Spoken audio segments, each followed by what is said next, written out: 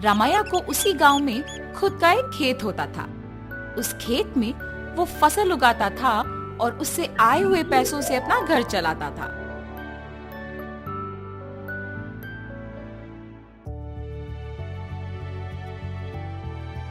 हमेशा की तरह इस साल भी फसल तो मैंने उगा दिया।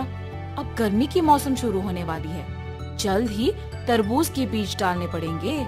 ऐसे सोचकर तरबूज के बीज लेके अपने खेत की ओर जाता है। अरे रे, मैं तो भूल ही गया कि इस साल गांव में पानी नहीं है। मुझे अपने खेती के लिए पानी कहीं से भी लाना होगा, वरना इस साल मैं अपना घर नहीं चला पाऊंगा। ऐसे अपने आप में सोचते हुए दुखी होता है। इतने में उसके पड़ोसी खेत का मालिक विश्वनाथ रामैया को देख उसके पास आता है। अरे रामैया, इतना क्या सोच रहे हो कि मेरा आना भी देखा नहीं तुमने? विश्वनाथ, तुम्हें तो पता है कि मैं हर साल चावल की फसल के बाद तरबूज उगाता हूँ, मगर इस साल गांव में पानी ना होने के कारण मैं तरबूज नहीं उगा सकता हूँ। मैं अपना घर कैसे चलाऊंगा? क्या तुम पानी के बारे में इतना सोच रहे हो? उसमें क्या है, इस सारे गांव में सिर्फ मेरे ही खेत में तो मोटर है। मेरे मोटर का उपयोग करके तुम हमेशा की तरह अपने खेत में तरबूज उगाओ। मैं तुम्हारा एहसान कभी नहीं भूल सकता हूँ। ऐसे कहकर उसके खेत में मौजूद मोटर के सहायता से पानी का उपयोग करके तरबूज उगाता है। कुछ ही महीनों में उसके खेत में तरबूज अच्छे उगते देख बहुत खुश होता है। हर साल से ज्यादा तो इस साल तरबूज उगे हैं, इनको बेचूंगा तो बहुत सारे पैसे मिलेंगे। ऐसे सोचकर सारे तरबूजों को बेचने दुकान जाता है। वहाँ दुकानदार तरबूजों को लेके पैसे देता है। ये सब उसी दुकान के पास मौजूद विश्वनाथ देखता है। रामैया को तरबूज की फसल उगा के बहुत सारे पैसे मिले हैं। मेरे पानी देने के वजह से ही ये उसके लिए मुमकिन हुआ है, इसीलिए आए हुए पैसों में आधा हिस्सा मुझे मिलना चाहिए। इसके बारे में मुझे रामैया से पूछना होगा। रामैया,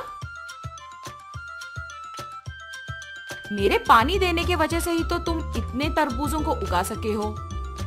हाँ, आपने सच ही कहा है। उस दिन आपने अगर पानी नहीं दिया होता तो आज मेरे हाथों में पैसे नहीं होते। अगर मैं तुम्हें पानी नहीं देता तो तुम्हारे पास आज पैसे नहीं होते ना। मतलब तुम्हारे हाथ में जो पैसे हैं उसमें आधा हिस्सा मुझे मिलना चाहिए ना। ठीक है जी, आपको सिर्फ इन पैसों में आधा हिस्सा चाहिए ना। लीजिए, आप ही की वजह से तो ये मेरे पास आए हैं। ऐसे खुशी से पैसे देता है। मैंने सोचा कि तुम पैसे नहीं दोगे, लेकिन तुमने मेरा एहसान वाकई चुका दिया।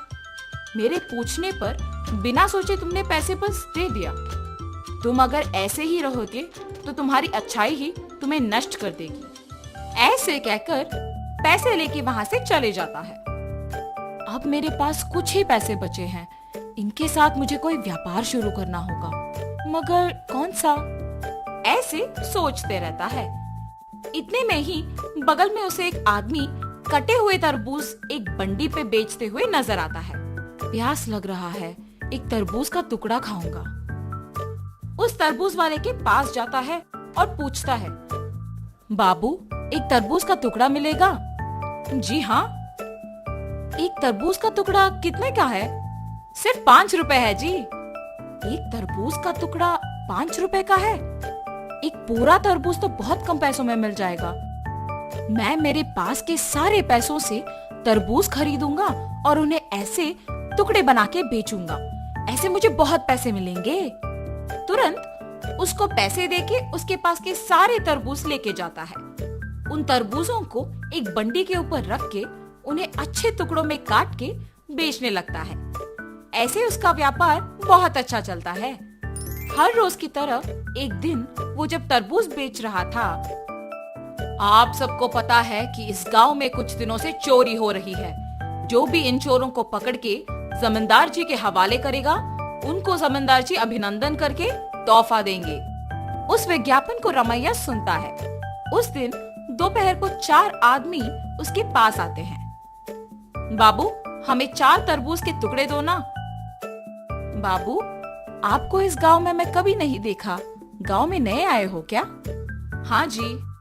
किसके घर में रह रहे हो बाबू? पास में जान पहचान के लोग हैं तो उन्हीं के घर में है।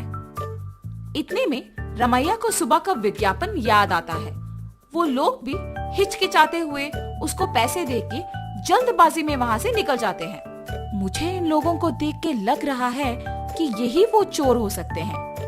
इनका पीछा करूंगा तो सच पता चल जाएगा, मेरा शक भी चला जाएगा। ये फैसला करके उनका पीछा करता है। उन लोगों को एक घर में घुसते हुए देखता है।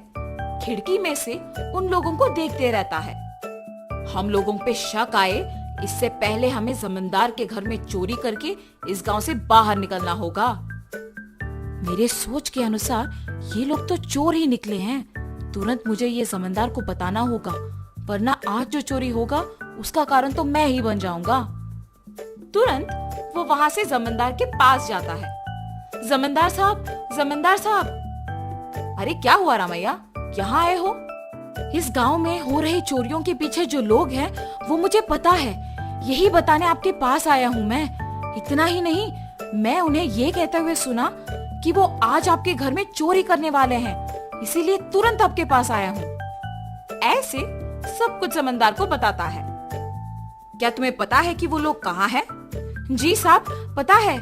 सेवकों, तुम लोग अब रामैया के साथ जाके उन चोरों को पकड़ के मेरे पास लाओ। जी प्रभु। जमींदार के आज्ञा के अनुसार सेवक उन चोरों के घर जाके उनको पकड़ के जमींदार के पास लेके आते हैं। उन चोरों को पकड़ने के लिए गांव वालों के सामने रमैया का अभिनंदन किया जाता है और जमींदार उनके वचन के अनुसार उनके जायदाद में एक हिस्सा उसको देते हैं। तुम्हारे अच्छाई की वजह से ही तुम उनके जायदाद में एक हिस्सा पाए हो।